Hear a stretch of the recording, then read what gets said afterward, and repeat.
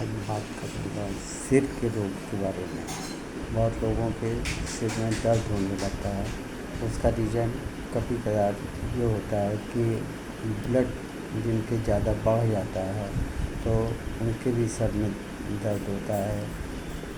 कफ की वजह से भी सर में दर्द होता है, पित्त की भी वजह से होता है और बात की वजह से भी होता है। वायु जब इधर उधर भागती है तब भी सिर में दर्द होता है।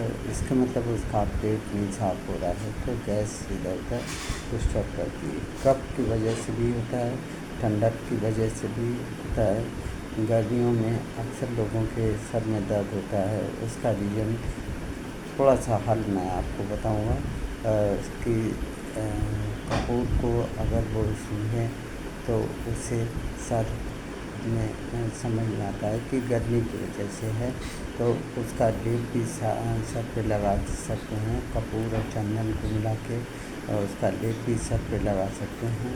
और अगर सर दर्द ठीक होता है तो समझ में आता है कि गर्मी की वजह से हो रहा है।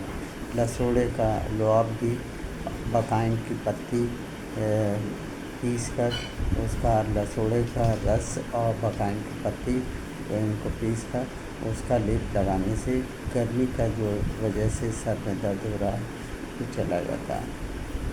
दूसरा सर्दी की वजह से भी लोगों के दर्द होता है, तो उसको आपको करना क्या है कि नौसादा और हल्दी को आप मिला लेते हैं तो उसे सूंघते हैं तो उससे सर्दी की वजह से होने वाला दर्द चला जाता है।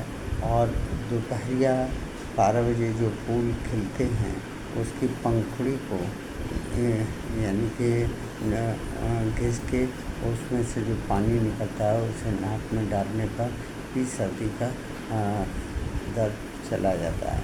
फिर बहुत से लोगों के सर में दर्द बुखार रहने पर भी बहुत आता है। लंबे समय तक बुखार चलता है, उसमें भी सर में दर्द होने लगता है, वो भी बुखार की वजह होता है। बहुत से लोगों को आधा सीसी दर्द भी होता है जिसे माइग्रेन के नाम से जानते हैं। आज मैं उसके बारे में थोड़ा सा बात करना चाहूँगा।